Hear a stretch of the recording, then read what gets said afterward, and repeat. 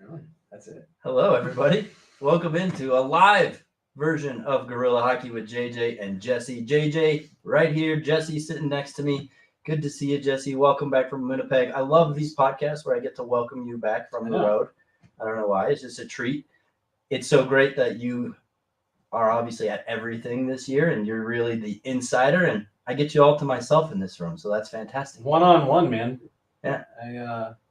I was gonna say I normally charge these kind of things, but like I don't. I'm very grateful anytime anyone asks me to do stuff. I don't even have the joke in me.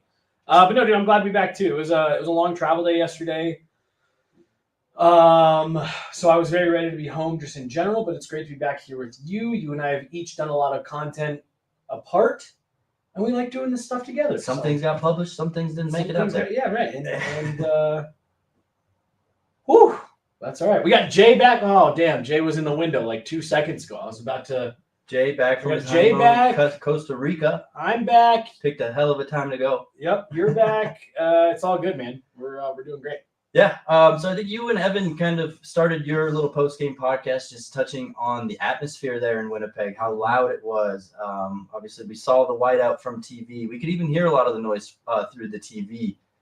But interestingly enough, it didn't really seem to affect the Avalanche one way or the other. So obviously there's the old adage of a playoff series isn't actually started until the home team loses. Well, the home team lost and the road team didn't seem at all phased. So I wanted to use that to look at, now that the Avalanche are at home, how much of a benefit do you think that really is going to be? Well, not only did I think they were unfazed, like they fed off of it on multiple occasions. They mentioned like, we like being the villain. We like coming in here and being the ones that kind of take that hostility from the crowd. We feed off of it. We like it. So yeah, again, like I said, I would even maybe take it a step beyond. They weren't fazed by it. I think they liked it. Jared Bednar said he had goosebumps. I was like, I don't think that's the effect the crowd was going for. Like, hey, let's give these guys the chills. Let's give these guys a memory they'll never forget. So the Avs really liked it. They thrived on that. And now here's one thing that I will say, like, I'm not just trying to pander to Avalanche fans. We've seen this in the past. Avs fans, Colorado sports fans are like very prideful.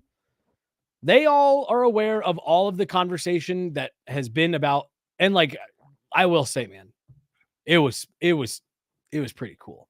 That was definitely one of the loudest, consistently loud arenas that I've been in. I thought, I had DMAC ask me how it compared to Edmonton. I thought this was way louder. I thought the fans were way crazier. And it's only like 14,500. Like, it's a pretty small venue, maybe 15. But so like everything is like, all the fans are just right on top of the ice. The loud is like, it's that kind of like ear piercing type of loud. When the crowd yelled True North during the anthems, like it seriously, like it was like your body almost just instinctively went to cover your ears. It was nuts. But I'm looking forward to it. I think the Ball Arena crowd has heard Avs fans have heard all the talk about it. I think it's going to be a pretty raucous environment in there tomorrow. Yeah, I mean, it always is. And, we have a great group of fans here in Colorado. But I think you're right. There's something about that road atmosphere that just charges this Avalanche team. And, you could argue, well, the results would disagree. But on the small handful of road games I've been to this season, you and I always take the time to go check them out near the glass during the warm-up. Yep. And there's just this extra little pep in their step when they're the road team, right? You feel the colors, you feel the vibe from the other team. And you could just, like, specifically, I remember looking at Nathan McKinnon, Val Nichushkin, just how hard they were doing their warm-up just really showed that fire that was in their belly. Totally. Yeah, 100%. It really was. It was like a great, not reminder, but like we got thrown right into like the hell yeah, this is playoff hockey. Like, this is the playoff atmosphere. I'm going to put him on the spot a little bit here, but perfect. And he's leaving, so he won't hear this. I looked over at Mark at one point. Because it was his first ever playoff game. And dude, he was scanning the crowd and he's had this huge smile on his face. And he looked at me after the anthems and everything. They went to drop the puck. The house lights come back up. He goes, "That's pretty cool." I was like, dude, I know, like that, like it's something pretty special. And I think the players feed off of it from both sides. I do think, like, I think the crowd got to Alexander Georgiev in that first game. Like, I think that's a tough atmosphere to have to like battle through.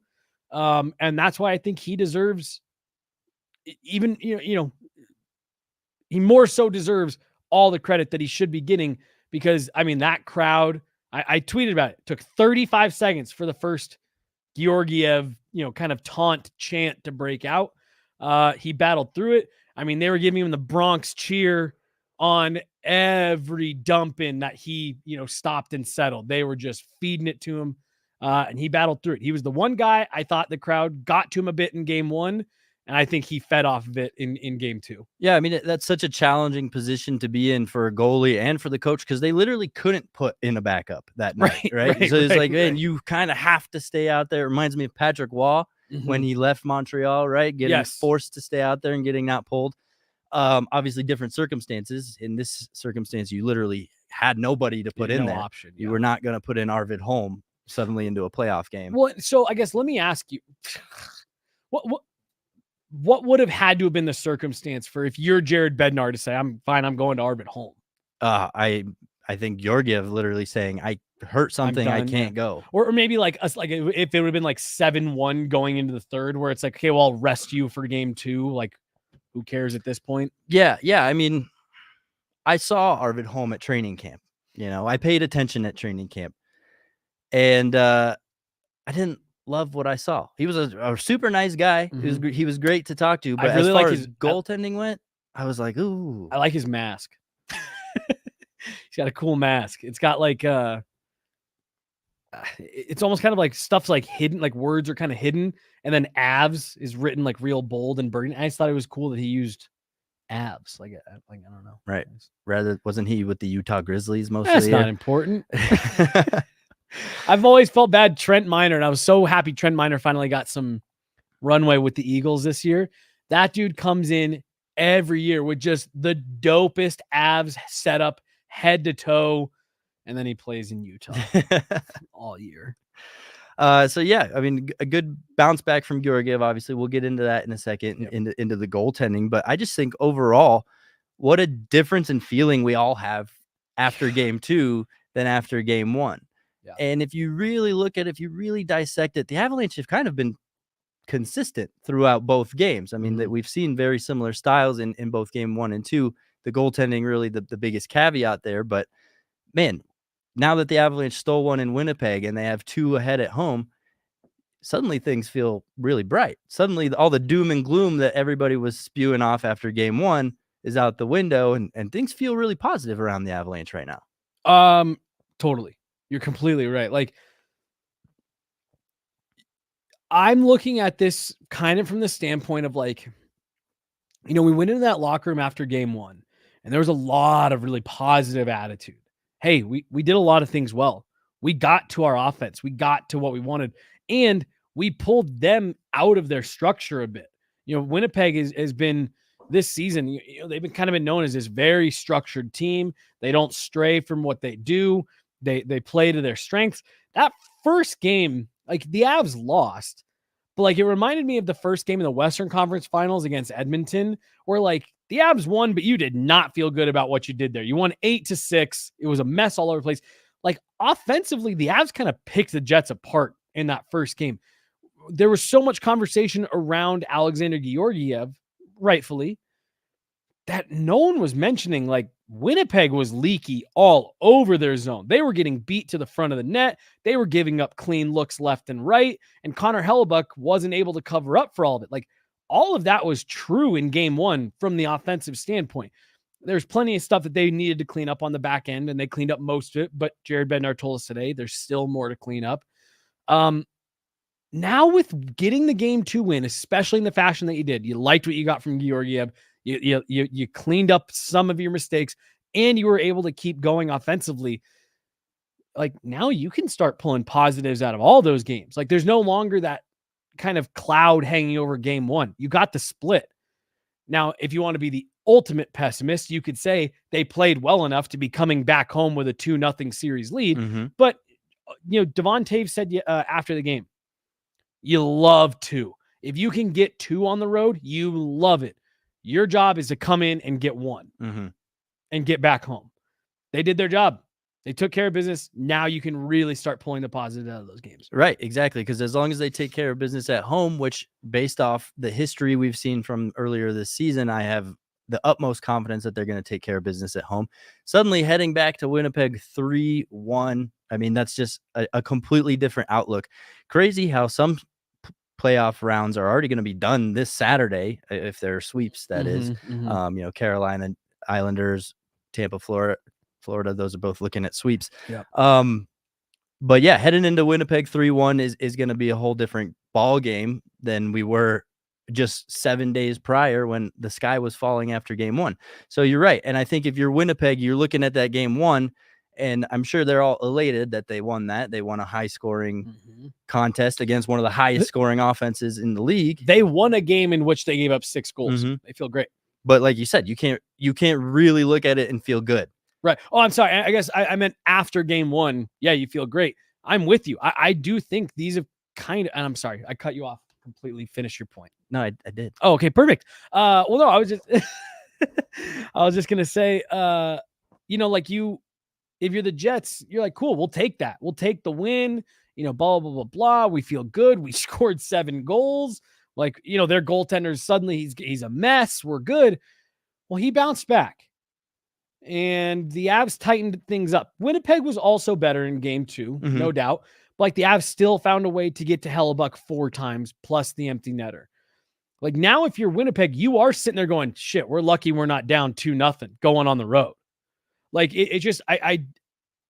That first game I thought was so, you and I talked about it, not on a show, but that just went exactly how it couldn't for Georgiev.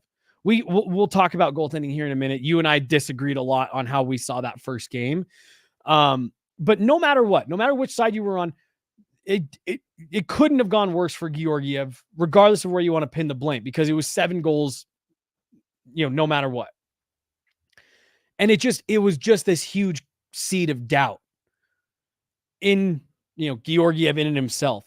And the Jets fans picking up on, oh, this guy's, fragile. Jets players, putting pucks on from anywhere. We were all laughing in the press box. The game was 20 seconds old, and a Jets player got the puck out near the blue line. No angle. It would have been a terrible shot. And you heard the whole crowd going, shoot, shoot, shoot, shoot, shoot it, shoot. And it was just everyone knew, this guy, if you can get to him, you can get to him. Massive credit to Georgiev. I didn't think he needed to be spectacular in that game, but there were 2 plays in particular we'll circle back to that I was like, boom, that right there is all they are asking for. They being the team. That's all they're asking for. So he had a bounce back game to the point where he showed, he's got to do it every game. That's been his issue this year, is a consistency, but he showed I can be good enough. I can give you competent goaltending to the point where if I get the goal support, we're going to, I can play at the level that we can compete. So that was suddenly kind of a blow to the Jets after game 1. They've now given up 11 goals in 2 games. And look, the Jets had just won 9 in a row. There's a lot of times when a slide comes after a long stretch of wins. Yep. We know that firsthand, don't we? Right, right. I think the Avs were really gripping their stick going into game 2. I think the roles completely reversed. Now, again, it's 1-1. Winnipeg just won. They just blew the Avs out 7-0 here 2 weeks ago. It is very possible that the Jets come out and they've tightened things down, and we're looking at this as shit. Now the Avs are going back to Winnipeg down 3-1, fighting for their lives. These are 2 good teams, but if you're riding the momentum, which that's most of what playoff series are, you got to be feeling good if you're the Avs. You stole one on the road. You're coming back to a building. You feel really good. And you've got some momentum building. Yeah, we heard a lot about, especially from Jared Bednar, about how he's proud of Alexander Georgiev for resurrecting his game in the snap of a finger, right? And I think that's what's so tough is he's any goaltender in that position. He was on an island, right? He was by himself, the scapegoat for a lot of people for that game. He's on the road. He doesn't have the comfort of his home or, Yep. his significant other or his dog, maybe. He's Right. just in his hotel room, kind of living in his head. Yep. So his ability to pick himself up by the bootstraps and have that kind of a game too, when everything really gave him all excuses to suck again. Yeah, in all honesty, I mean, it was truly amazing. Just he was able to focus in, dial in. Maybe had luck on his side a little bit, but that's sometimes how it goes. And if you're just in the right position, sometimes the puck hits you. So yeah, he was aggressive and not timid at all. So it was really night and day versions of Alexander Georgiev that we saw from game 1 to 2. And that's what's most impressive is he had to do that by himself, right? Sure. UC Parkala can get in his ear and say, you did this, you did that. But at the end of the day, it's all up to him. Yeah. The rest of the team has line mates, has a D partner, has, other guys that they can kind of lean on to help them out of holes. Yeah. Alexander Georgiev had to do it all by himself. Well, and I think the team was really supportive. I think they really rallied around him.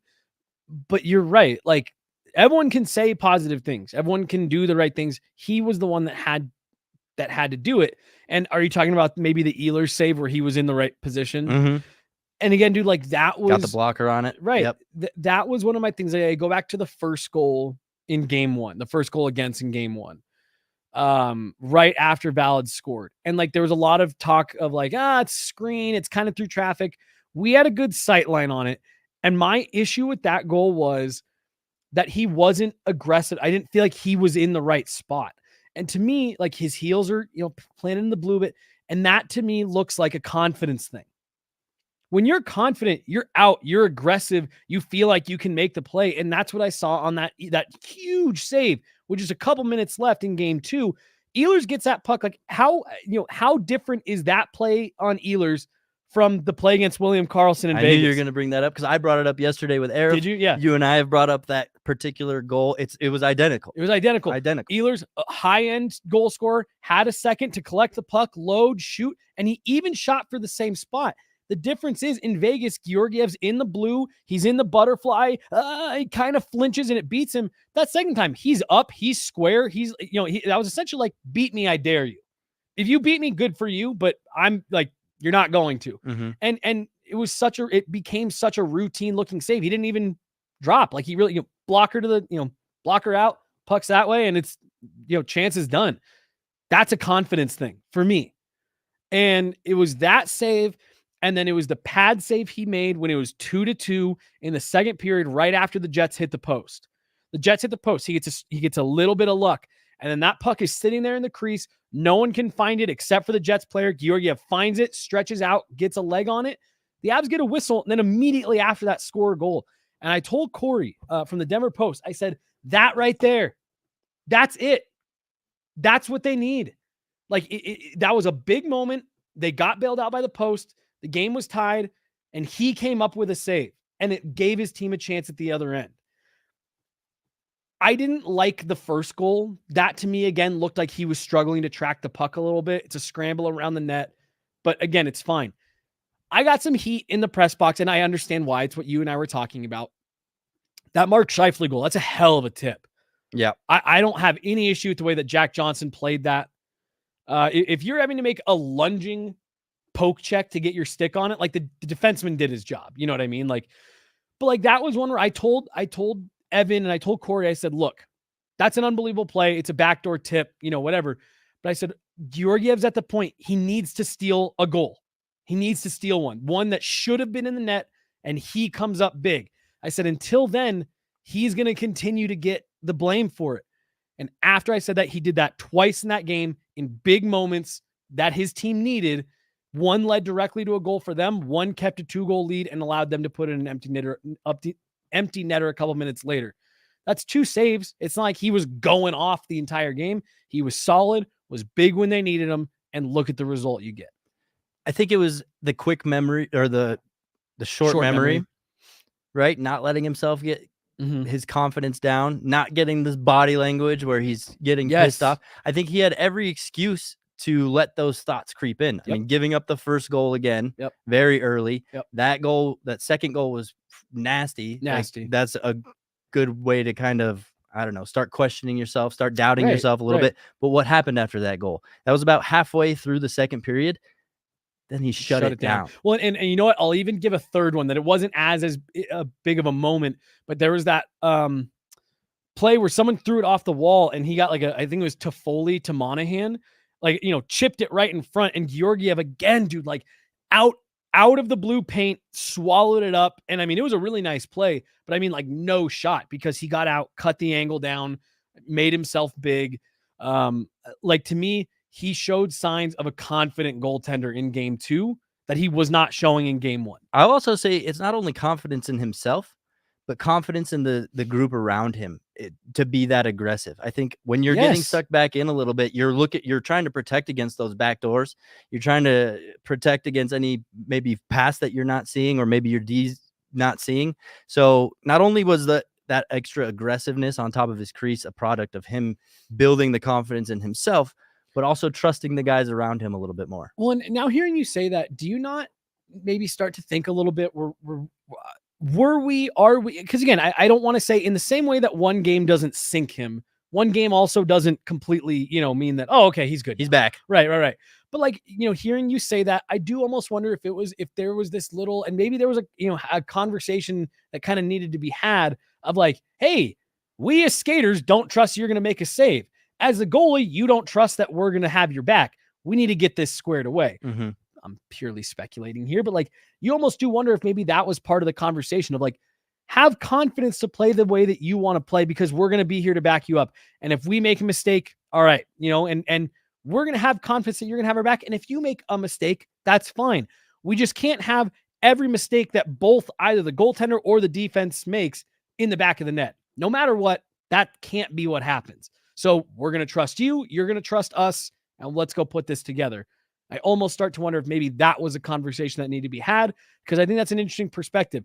You play conservatively like that when you don't trust what's happening around you. Mm-hmm. And I think from a skater standpoint, when you don't trust what's happening behind you, you start doing dumb stuff, trying to overcompensate for everything. Agreed.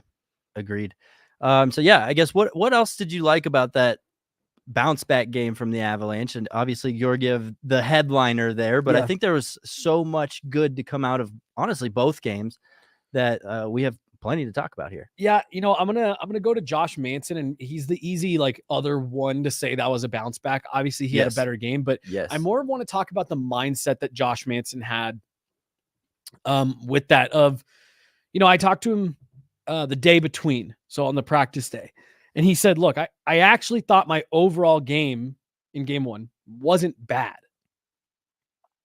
He's like, but I made mistakes that cost us 4 of them directly. He's like, and he said, he's like, and those are on me. And he said, I think I was selling out to try to create offense. I wanted to get going. I wanted to try to create a spark. I'm paraphrasing, but he was saying, like, I wanted to try to get involved on that side of the puck for the team. And he said, that's not my role. He said, that's not my role. Mm-hmm. And that's not what's kept me in the league and what's won me a Stanley Cup. So he said, I think I need to focus on my defensive details, and I need to make sure that I've got everything taken care of in that end, and the offense will come. And that's exactly what happened. And I thought he was rock solid in his own end. Yeah. And look at that. When you do the right things, this is what we always talk about with them. You make your own luck, you create your own balances. When you're doing everything right and you're committing to defend the right way and put the emphasis on the points of your game that you need to, you step out of the box and here comes the puck and you've got a 20-foot breakaway with no one coming behind you. Like it's not going to happen every game, but that was hockey Jesus saying, hey, Josh, you've done the right things. There you go. I'll throw you one. And I just thought it was great to see. And I thought that was a little bit of a microcosm for the team.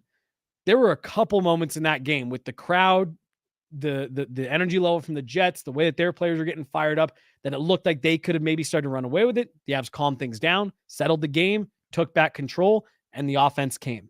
I really liked the fact that that game from game 1 to game 2 was maybe the best example we've seen of the Avs this year. Go back to basics. We've heard them talk about that time and time again this year. We got to just make it simple. Get back to things that we know. Get back to our structure. And I thought they did that better than ever this year. They didn't have to rely on the power play. They didn't have to lean on the top guys. They didn't have to lean heavily on their goaltending. They did it 5-on-5. They did it up and down the lineup, and they did it through hard work, hard forechecking, and discipline. and discipline. That's the exact recipe you and I drew up before the series even started. So you're right. Simplified it, but just did all the small things right. I mean, I took a second yesterday to bring up the forechecking because it has been phenomenal. Oh, dude. From all the guys. Ross Colton's been great. Cogliano's been great. Arturi Lekkonen's been on another level with his forechecking. Yeah. Kind of always is. Yeah. But to your point of like, he always is, and he even seems to have like ramped it up a bit. Well, and again, about the getting back to basics and the forechecking, like just look at some of those goals. You get a Lekkonen tip in front.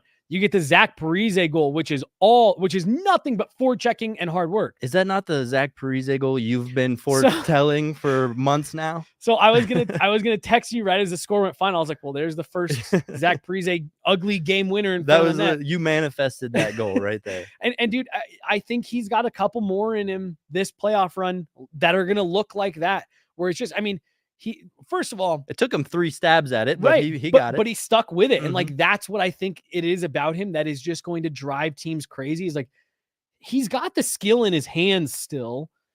And he's, I mean, like, dude, that guy's legs are this big around. Like, he's a hard guy to move. He's strong. And like, he beat 3 Winnipeg Jets to that puck 3 times, including Connor Hellebuyck. So 4 if you count Connor Hellebuyck. And he won it 3 times, and the 3rd time he got it to go. Like, it's a great play from Miles Wood. It was Wood that got it on the forecheck, right? Yeah, I think so. Great play from Miles Wood. Great play from Cogliano to have the wherewithal to find someone out front in that mad scramble, and then Parise to stay with it. And then the Miles Wood goal off the faceoff. That's just putting a puck to the net. Like, dude, there's so many things there that they weren't pretty. They were, and Rick Bowness even talked about that after the game because someone was like, "Oh man, how do you control Nathan MacKinnon?" He's like, "Look who's scoring their goals! Yeah. Like, we're doing an okay job, and they're still filling the net. Like, we're handling Nathan MacKinnon as best we can, and he's still generating. Like, him and Kale are still getting their chances. He's like, in their depth is what's beating us, right? In those first couple games. Yeah, the depth has been fantastic, and I think today we had a little practice with the Avalanche. You saw some of the Winnipeg media there. And it was funny to me. One of the questions from the Winnipeg media guys was like, the depth was kind of caught us by surprise. Yeah. And obviously didn't catch us because we knew that's what they had going into it. But obviously that depth was underrated coming into this series, at least from the Winnipeg sense. And just their ability to come in and show up and make the impact that they had. Not only have they made an impact, they've made a major impact. Huge through the first couple games. And that's exactly what you needed out of that entire group. And like you're saying, it's not a skill thing, right? That's an effort thing. And if you're 39 years old, you can still give your max effort. Right, you can still have the hockey brain you have and give a max effort and not have to make it look pretty. Right. And that's exactly what Andrew Cogliano and Zach Parise are doing. Well, and you also don't have to fly up and down the ice with Nathan MacKinnon to do, what you're talking about. It was funny that question about the depth. It reminded me a lot of the way that the outside media viewed the Avs defense a couple of years ago. It's funny because now you hear, you turn on NHL Network, ESPN, TNT, intermission, and everyone talks about the Avs D-core as, maybe the best in the league. I had 3 separate interviews with either Tampa media or people talking about Avs Tampa a couple of years ago. And 3 separate times they were like, but Jesse, look, here's the big question around the Avs. Can their defense hold? Can their D-core hold Nikita Kucherov? And I told all 3 of those guys, like, I think there's going to be a lot of people that are surprised by just how good the Avs are on defense. Like, I would even go as far to say that that's their strongest attribute is how good they are on D. And I mean, like that, coming out of that series, there were so many people that were like, oh man, wow, I didn't realize the Avs were such a good defensive team. It's like, well, yeah, when you're not, and I don't mean this disparagingly, like when you're not watching them, you go based on national narratives. And again, in this instance, particularly, I don't expect Winnipeg Jets media to be fully in tune with what the Avs are doing in the same way that we're not fully in tune with what the Jets are doing. But I found that an interesting question. So I was like, oh man, if you've been following anything we've been talking about since the deadline, it's holy smokes. If the Avs can get their depth revved up, they are as deep as any team in the league. And we haven't even mentioned Casey Middleset, who I think has been great through 2 games. Yeah, he has been fantastic. Or you look at a guy like Joel Kiviranta, who wouldn't even be getting a chance if Jonathan Drouin was healthy, and he's been making a solid impact himself. I mean, and you know, if they really had to go to some of the guys down in the Eagles, like they had in years past, I think those guys would be just fine as well. So, yeah, I mean, I think they've really focused on building the depth this year intentionally after what happened last year, and it's paying dividends already. We got a couple questions here. If you want to go to them. Heck yeah. We got this one here. Why is Zach Parise in the top 6? For me, it's what we were just talking about. The effort level is outstanding. He's got that kind of like hard work mindset that Nathan McKinnon's got. Yeah, and I mean, I think there's Jared Bednar he's mentioned this before, how he loves to keep pairs in the forward combinations, right? So yes, with sticking with the pairs he likes, there's not really much room for many other guys to jump in there. So yeah, he needed somebody he could trust. He needed somebody reliable and somebody who could follow the adjustments, right? Zach Parise is a very smart hockey player. This is a great point too. So he needs to be able to coach Zach Parise up, and Zach Parise go and do just that. Yep. We did get a comment here. It was Yakov Trenin, not Miles Wood. That's right. Either way, great forecheck. It almost just kind of goes more to the point of, God, they're getting great forechecking out of everyone. Last question for right now. Then we can get back to your rundown here. Do you think Hellebuck's poor start in this series is because of the Avs pushing him or him just having a couple of off games? Here's how I'm going to answer this. I was speaking with 2 members of the Winnipeg media on the practice day after game 1. And we were talking about Hellebuck. Or the goaltending, really, in game 1. And someone said to me, here's the troubling part.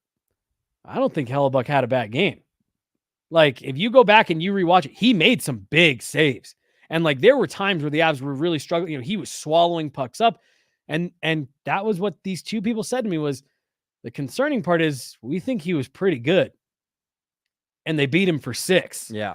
And there was a little bit of the sense of, like, the Jets might just be thinking like, oh shit, they got their offense revved up, which the Avs had not been able to do in any of the 3 games against them in the regular season. Yeah. Another thing we've heard Jared Bednar say, right? That we can come in waves. Yep. And that's exactly it. As long as all lines are clicking the way they did in game 2, it's a really hard offense to stop. They're fast. They crash the net. They forecheck hard. Yep. This is a difficult style to play against if you're trying to keep goals out. And that's exactly it for Winnipeg. Is you don't want to be getting into a shootout with a team like the Avalanche. You don't want these 7-6 games. They got lucky that they won that 7-6 game. Yeah.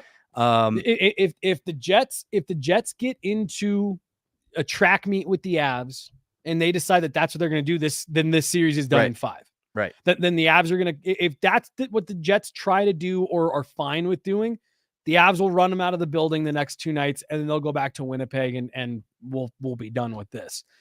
And I don't think the Jets are going to do that. I think there's going to be adjustments made for each team. And I think the Jets are going to try to get as much back to their structure as possible. But no, I'm with you. The Jets don't want to do that. That was fun. Do we have one more we could get to? And we have a couple. Yeah, more. Bring more. Have more questions come in.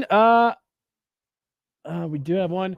Should I try to buy tickets to Game 5 and wear my Avs jersey? There was only a couple Avs fans at Game 1, but we saw quite a few groups. Good luck getting there. At Game 2. Yeah, your hardest part, if you're in Winnipeg, you're fine.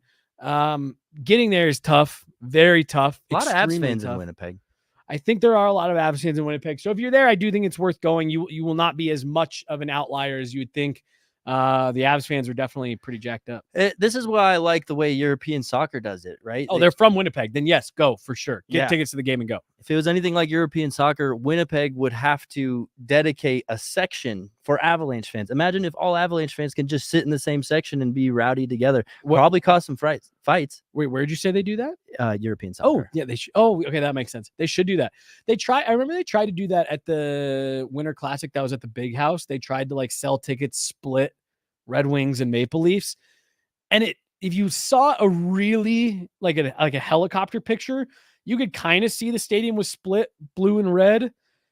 It's just hard when people start selling their tickets online and third parties and et cetera, et cetera. But it would be such a more fun system. Just have a whole group of burgundy, even if Mhm. they're up in the top left corner of the building where you can barely see. Just having that camaraderie together would be fun stuff. But Avs are at home, Yep. right? And I think this morning's practice, like I kind of mentioned, had a really positive energy to it, had a really loose energy to it. Like, we are not stressing at all.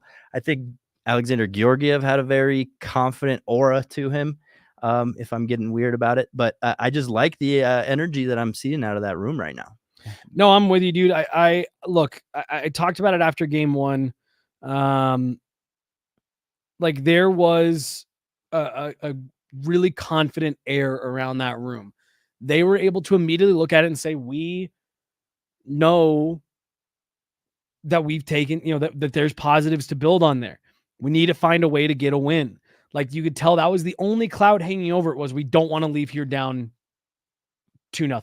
Well, and the other side of that coin, the negatives, right? They knew what those were too. Right. The negatives, yeah, these are what we have to clean up. We just got to do this better. We'll support Georgiev a little bit better. He'll play better because of that. So yeah, I think that's a credit to coaching and credit to the leadership in the room. I mean, everybody's calm, relaxed, and knows exactly how to approach it, right? Even Jared Bednar's demeanor after game one was eyebrow raising to me, because I expected him to be a little bit more pissed off or a little bit more, I guess, just disgruntled with the way his team played. But no, he was fine. He was confident, and even kind of what he belittled a media member a little bit, being like, "Oh, there's no reason to be frustrated. We're not frustrated. Like, what are you talking about?" I think that's a great point you make about, it was easy after game one to say, we know what we got to fix. Yeah. We know. Like, there's no, it's the games where I think you can really be frustrated. Like, I think about the year that the Avs lost to Vegas. Game 2, the Avs had no business winning that game, and they win in overtime to put them up 2-0 in the series. Now, obviously, we know how the rest of that went, but I'm just trying to, like, those are the types of games where I feel like you see it get to teams, where it's like, we did everything. Our goaltender was good. We were solid defensively. We scored goals, and we still, like, those are the games that can really crater you. To your point, the Avs skated out of that game saying, we know what we did well, we know what we did poorly, and we know what adjustments we need to make. I talked to a lot of guys over those couple of days of, like, is this where, like, do you think that people overblow leadership or experience in the NHL?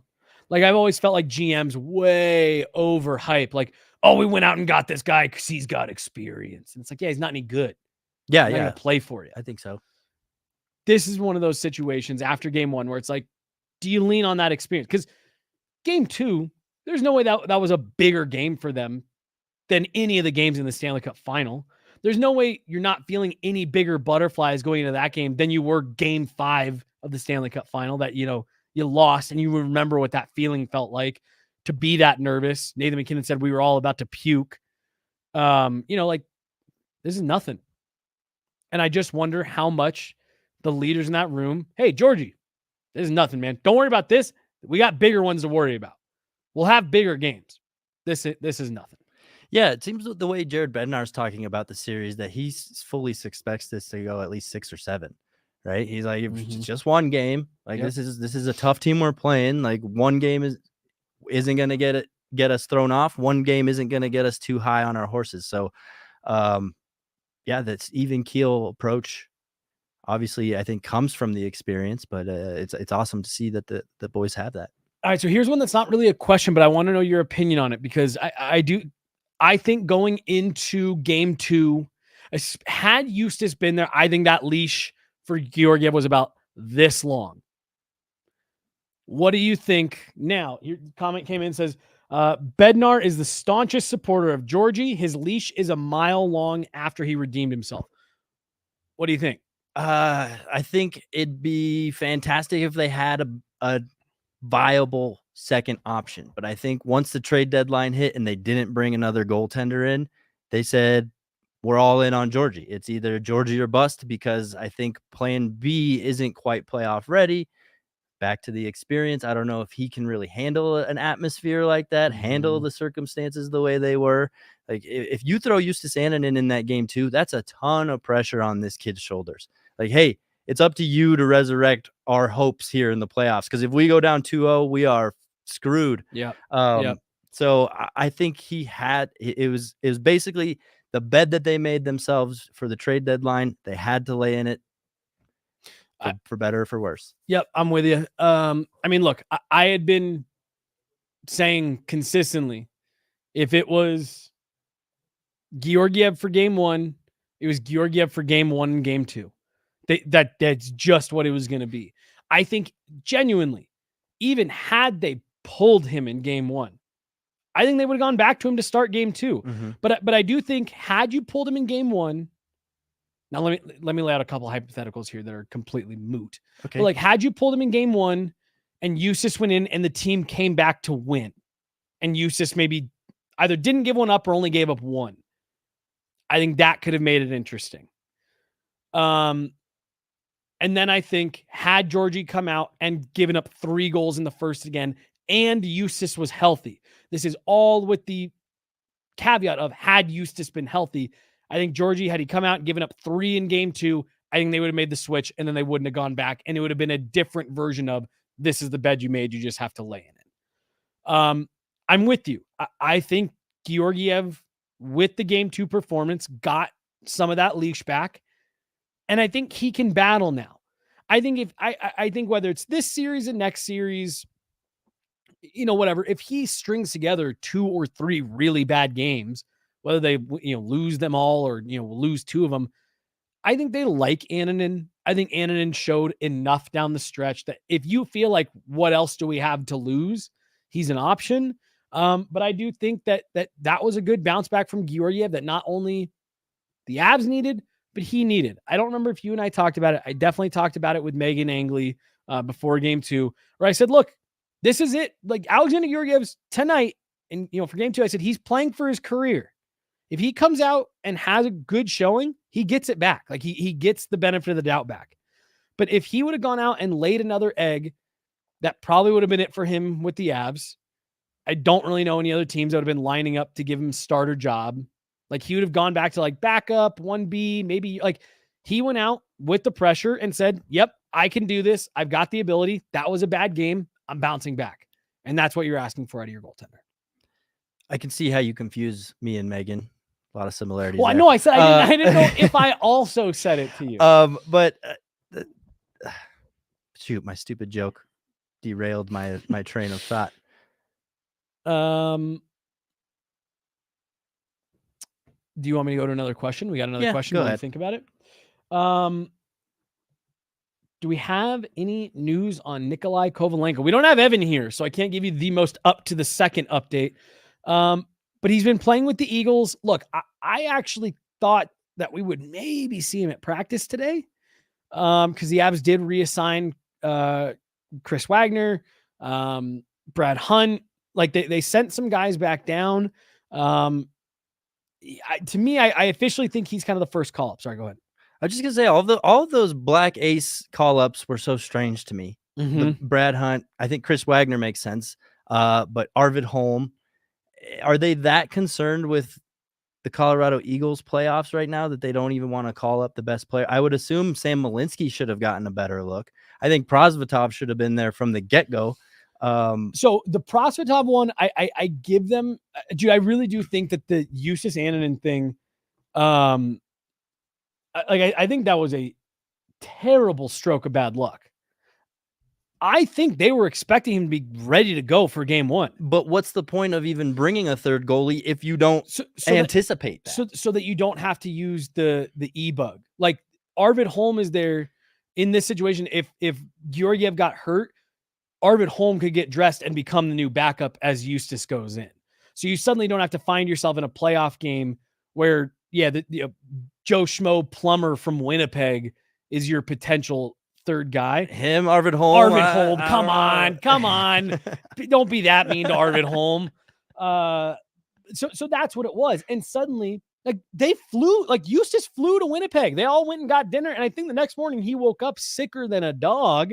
And they were like, hey, I guess our E-Bug's the backup suddenly. So I do think that one, I wouldn't even be surprised to see them take Arvid Holm with them again.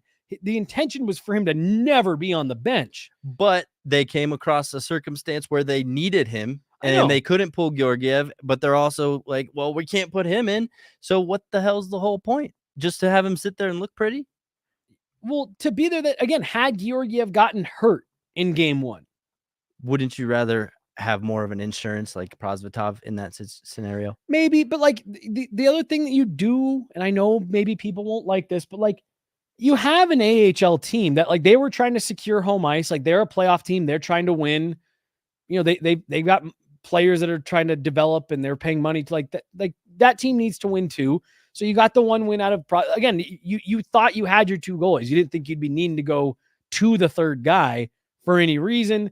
And I think that's why you saw them pay $2,500 to fly Ivan Prosvetov up there commercially, probably. You had to drive from South Dakota. Yeah. That's why Prosvetov had to drive from Loveland to Winnipeg.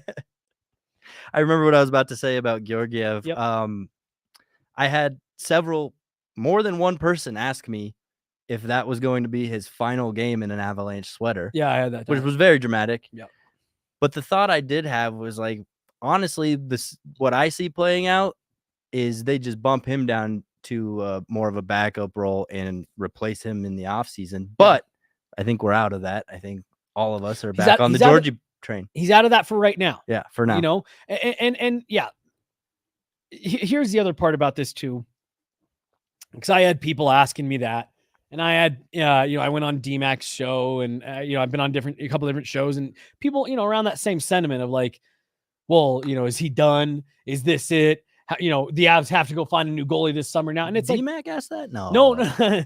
and like, it's one of those things where it's like, look, he lost game 1. He lost game 1 bad. And here's the other part of it too. It wasn't just game 1 that made everything feel so bad. It was coming off getting spanked by Winnipeg and then getting to go into Vegas and have a chance at redemption. And piss away a 3-0 lead. And pissing away a 3-0 lead. Mm-hmm. And then getting sat in the final game of the season, regardless of what the actual reason was optically. So suddenly there's just like this, you have this track record of, oh man, we don't know. And then to go out and have a first game like that is like, oh my gosh. It just felt like the ultimate kick in the pants. You and I, we teased it a little bit off the top, and I guess we can kind of circle back to it. You and I really disagreed on that first game. I said, look, dude, he didn't come up with one. All 7 of those are on him. Because he couldn't come up with one, he has to wear all of those. And that's clearly dramatic. And you were like, Jesse, you're an idiot. Like, those aren't all on him. There's a breakdown here, there's a breakdown here, there's a breakdown here.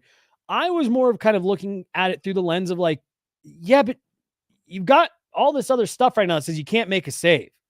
And you couldn't find one in game 1. He needed a good. He didn't need a win. He got plenty of those. He got more of those than anyone else in the NHL this season. He needed a win that he felt good about.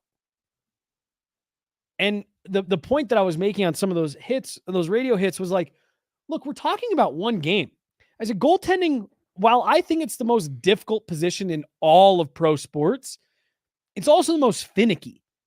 And I told DMAC, I said, DMAC, look, there is nothing that this is before game 2, nothing that says Georgiev can't come out, have a shutout in game 2, and then just catch fire and go on a run to a Stanley Cup. I said, then what are Avs fans going to say about it?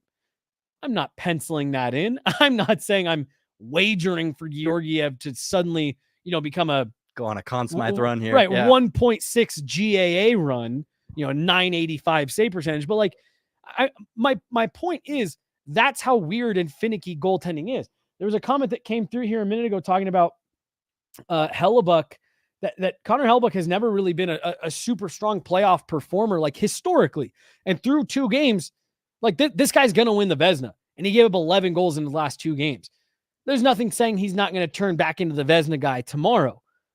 But I also be willing to bet you not one of the Winnipeg writers had 10 goals on Connor Hellebuyck through the first 2 games at home on their bingo card. Yeah, I mean, we spent a lot of time talking about Alexander Georgiev's confidence. I think we can spend a little bit of time looking at perhaps Connor Hellebuck's confidence might be a little shaken up right now. If there's any time to really put your foot on the throat, it's game 3, your first game at altitude. Good luck keeping up with a team like this, and try to put up another 7 on them. Well, and the part that I think maybe has to be, again, 6, I guess. Not necessarily concerning if you're, I don't necessarily say concerning, but like, I think when Hellebuck looks with his goalie coach back at their tape, like, he did a lot of good stuff. Like, the Avs are just like, the Avs are beating the Jets to loose pucks in front of the net. The Avs are exactly what you talked about. The Avs are getting in front of his eyes. Like they're doing, we haven't seen that quick transition that you and I kind of talked about being the fourth key to how they were going to generate offense. One time we did the Val Nichushkin goal. Right. Which I mean, came off of maybe their best 10-minute stretch of those first 2 games. That was, again, part of what made the Josh Morrissey goal from the point sting so much, was they just did so much. They got that quick transition. You can't hang with the speed. Looked like you were going this way. Now Val's going the other way.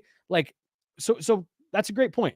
We've even seen that, but all the other goals have been going to the net, ugly, simple, winning battles, boxing out in front. Starting off with the forecheck too, creating havoc at the forecheck, taking away their options on the boards. It's been almost picture perfect forechecking in my opinion. Right. Well, and just what you and I have talked about, and that's got to be the part that if you're the Jets and you're Hellebuck, like, damn, we're doing a lot of good stuff, and they're just beating us, on the offensive side. Like, and that's the part that if you're the Avs, like you said, keep hammering, put the foot on the throat, understand that they're coming to altitude. We can skate, and continue getting to the net. That's what's going to be the difference. Look at the Winnipeg-Dallas series. Dallas is frustrated because they can't get stuff through. Yeah, what did I say? Winnipeg. Dallas. Sorry. Vegas, Dallas. Dallas is, they're having to play along the perimeter. The Avs right now are creating a blueprint that if you have to play Vegas, if you get out of this round and you have to play Vegas, you can just say, keep doing this. Keep doing this. This is how you're going to solve it. Because the Jets are trying to be stingy defensively like the Knights are, and the Avs through 2 games have found a way to solve it. You've got the matchup advantage coming home. You got to keep doing it. Yeah, I guess if I could epitomize both teams' current, I guess, confidence level right now, feels like the Avalanche would say, there it is. Here we go. And Winnipeg would say, well, shoot. Yeah. That's not the way we thought this was going to go. Yep. Now we're suddenly looking at 2 games in Colorado that we could possibly be down 3-1 heading back home. So, yeah, I mean, this is the time I think the Avalanche can really turn things around. Again, it's still 1-1 anybody's series, but it's feeling like it's leaning towards Colorado for me at least. Just the way the first 2 games have trended, I don't think there's anyone, Winnipeg fan, Colorado fan, media, coaches, that wouldn't say the Avs were the better team pretty clearly. I think in the aggregate for sure the first 2 games. And are in the driver's seat. Yes. Yeah. And they've got the momentum behind them a little bit right now. I think we got to get one more topic in. That's Jonathan Drouin and Sam Girard. Yep. We did have a question, any Jonathan Drouin sighting? And I'll answer it this way. Unfortunately. Yes. That's all we could probably say. Yeah. He's not coming back in this first round. I know that was already said. That was already confirmed by the Avs, but he's not coming back in the first round. And truthfully, I think the first round league wide would have to go pretty long for him to be ready for game 1, round 2. Like you said, that's probably all we'll say. Yeah. Sam Girard. Yeah, I think you have an interesting stance on this, on Sam Girard. I don't know if that's a bad thing. Look, today was the 5th time that we've seen him skate full go. And he's not getting in games yet. Jared Bednar did say they're waiting for him to give the thumbs up. And someone did mention to me today, hey, look, it's about how you feel after you work out with a concussion, not during. So maybe there's a little bit of like, I still just don't feel right. Are you talking about the heaviness part of it? No, you're touching on it right now. And so I just, I think Sam Girard is wanting to make sure, like, you can't mess around with this. And look, the other thing with it too is, like, you're playing, every series is going to be physical. Every series is going to have hard hitting. But like, you're playing a team right now that as part of their game plan is finish every check, ride every guy into the wall, just make contact. When you're talking about a head injury, dropping a player directly back into an ultra physical series, you want to make sure that they are 101% before you do that. If I were to guess, I'm going to guess he plays game 3. I think you're right, because you can shelter him a little bit more with matchups and line changes and things like that. Well, and then you look kind of at what you said about Josh Manson feeling like he had to do too much offensively. Insert Sam Girard, and suddenly Josh Manson can go back to being the defensive defenseman that we know him to be. Right. All right. We got, do you have anything else on those two? We're done. So we'll go through, if you guys have any last questions to get in here, get them in the chat. We've only got a couple minutes left and we're probably going to get out of here. Still got fun. Thanks for all the interaction, by the way. There seriously. are a ton of things in the chat, and I love every single person that puts something in there. Dude, me too. Love you all. Thank you guys so much, seriously, for your support. A lot of people have been asking how they can best support us. We're going to be doing a lot more live stuff. So jumping in here, interacting, getting your questions in, like that all helps. And just really everything you guys have been doing to help us out as we've been getting going here. We keep wanting to say our first year, but we're like 7 months into this with Guerilla Sports. And the way that you guys are clicking on stuff, commenting, liking, really like our subscription numbers are just going up and up and up across the board. So we can't say thank you guys enough. This is a great way for you to support us. So we really appreciate all of it. Avs still got to win the series, but I can read that name from here. What's up, Luke? If Big Winnipeg. There's a big Avalanche fan in Winnipeg is right this there. Luke from Winnipeg? Yep. All right. I remember Luke from Winnipeg. But if the Jets lose, what do they do this offseason? And same question for Colorado. The Winnipeg one is an interesting part of the question, because if we like turn the clocks back like 9 months, it was like, oh man, are the Jets tearing it down? Is Connor Hellebuck going to walk for nothing after the season? Are they going to have to trade Mark Scheifele? And now they've had this big bounce back. But I think for on the Winnipeg side, it's going to depend on how this series ends. If it goes the way, if they try to get into a track meet and the Avs, beat them 4 times in a row and it's 5 games, whatever, then I do think you do have an identity crisis in Winnipeg. But even if the Jets lose and they slug it out and it's a good series, I think you can feel nothing but good about that. Yeah. I mean, we put a lot of emphasis on the first round, but you have to also take into account that the NHL has a weird first round. Yeah. Like if you lose to the first round team, you're not necessarily like losing to a bad team, right. Or you can't chalk it up as, oh, this was a failure. We lost to the Avalanche. Like, right. Jared Bednar even talked about that last year with Seattle when it was like, oh man, you lost the Kraken. He's like, they had 104 points. Yeah. Like that's a good team. And I think about that too, because like Dallas is down 2-0 to the wild card 2. Kind of. Yeah. It's Vegas. And then wild card 2. Oh, by the way, they got to add Mark Stone and Tomas Hertl right at the end. So it's like there's not much. And then really for the Avs, I think it all, again, depends on the fashion you lose. If the goaltending crumbles, well, then you probably got to go out and get a goaltender. But I think both the Avs and the Jets, as long as it's a competitive series, you go into the summer feeling pretty fine. Tweaks here and there. Right. Don't make drastic changes because suddenly you feel like you had a terrible year. I mean, what Winnipeg was able to accomplish with the Pierre-Luc Dubois trade, and bringing in Iafallo and Velarde, I think that was the pivotal moment for them to kind of reinsert themselves into the conversation. Because honestly, if you look at LA, they probably regret that trade. I mean, Pierre-Luc Dubois is kind of doing the same nonsense he's done his whole career in LA, just not being the player he's supposed to be. So, you just kind of, I heard a conversation. I don't remember who it was, but it just sounds so hard for Winnipeg management because they almost have to pinpoint a certain type of personality that will come play in Winnipeg and will stay. And so it's got to be a hard juggling act for that front office to really not only bring in guys that want to be there, but guys that are going to make a competitive team. Mm-hmm. No, 100%. When Sammy G comes back, does Jones go out or is it Jack Johnson? It's Caleb Jones. Yeah. I think Jack Johnson, I think he gets a lot of unfair criticism because he's kind of older and slower. I think he's sound is what he is. Right. He's been rock solid. Caleb Jones kind of has that little bit of offensive capabilities that he maybe gets a little overconfident at times, right? Where Jack Johnson's like, that's not my game. That's not what I do. I'm just going to stay here and play defense. Yeah.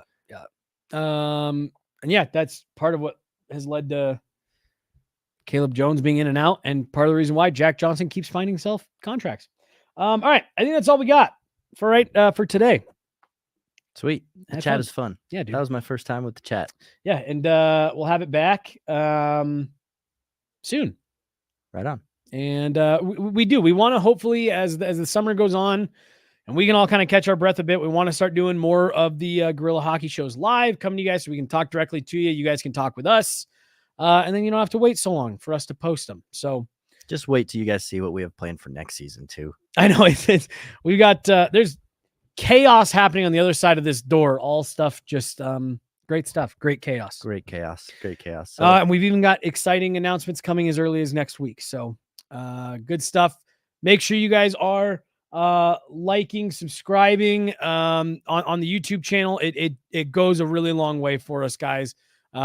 It's easy to kind of make the joke about, well, like, subscribe, and share, but like it helps us a lot. So thank you so much. We've got Abs coverage just going nonstop. We got our Nuggets coverage now up and running, full go. Live Moods with Hoops Your Daddy, a new episode out on YouTube right now. I will have a new episode of This Is Fun out tomorrow, featuring Kyle Keefe of Altitude TV. We've got all kinds of good stuff. And then catch us post-game tomorrow. We will be live post-game tomorrow. We'll have all kinds of morning skate content, interviews, locker room, coach, all that good stuff. And then keep your eye out for another new show from Guerilla Sports that might be dropping next week. That's all the announcements I got. Hooray! Aye, aye, aye. Game 3 tomorrow. Bring it. Avalanche crowd, Ball Arena. I expect to hear you loud and clear. So thanks for hanging out with us today. We'll see you guys tomorrow.